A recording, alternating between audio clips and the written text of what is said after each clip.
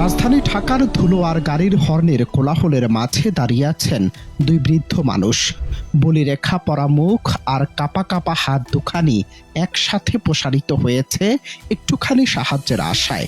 এই বৃদ্ধ দম্পতি কেবল ভিক্ষা করছেন না, বরং তারা একে অপরের হাত শক্ত করে ধরে আছেন। জীবনের চরম দুর্দিনেও একে অপরকে আগলে রাখার এই দৃশ্য একদিকে যেমন গভীর ভালোবাসার নিদর্শন, অন্যদিকে আমাদের সমাজের এক নির্মম ও কদর্য বাস্তবতাকে আঙুল দিয়ে দেখিয়ে দেয়। যে বয়সে নাতি নাতনিদের সাথে হাসি ঠাট্টায় সময় কাটানোর কথা ছিল, সে সময়ে হাতে ভিক্ষার থালা। কেন তারা আজ রাজপথে? কেনই বা নেই কোনো মাথার উপর নিরাপদ ছাদ? সামাজিক যোগাযোগ মাধ্যমের কল্যাণে জানা যায় এক নিদারুণ কষ্টের গল্প।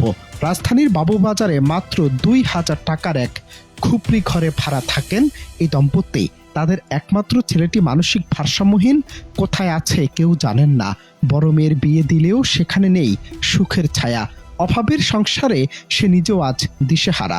তাই নিজের অসুস্থ শরীর আর ক্ষুধার জ্বালা মেটাতে লজ্জার মাথা খেয়ে ভিক্ষার ঝুলি হাতে রাস্তায় নেমেছেন এই বৃদ্ধ দম্পতি।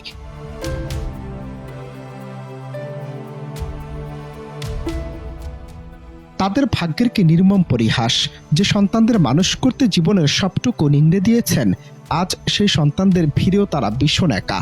ভিডিওর এক কোণে হয়তো দেখা যাচ্ছে বৃদ্ধা মহিলাটি আঁচলে চোখ মুছছেন আর বৃদ্ধের হাতটি আরো জোরে আঁকড়ে ধরেছেন। এই সংস্পর্শটুকু যেন তাদের শেষ সম্বল। বারবার প্রশ্ন জাগে, আমাদের সমাজকে এতটাই সংবেদনশীলতাহীন হয়ে পড়েছে? কি এমন দূরত্ব তৈরি হলো যে শেষ জীবনে সে বাবা মাকে পথের পাশে দাঁড়াতে হলো? যখন মানুষ সবচেয়ে বেশি আশ্রয়ের প্রয়োজন হয়, তখনই যদি প্রিয়জনরা পাশে না থাকে, তবে তার সবচেয়ে বড় ট্র্যাজেডি আর কিছুই হতে পারে না।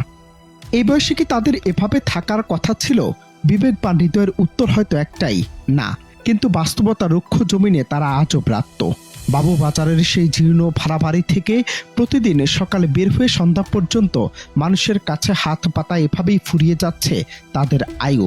যারা একদিন পরিবারকে আগলে রেখেছিলেন, আজ তারা নিজেরাই একটুখানি ভাতের জন্য পথের ভিখারি।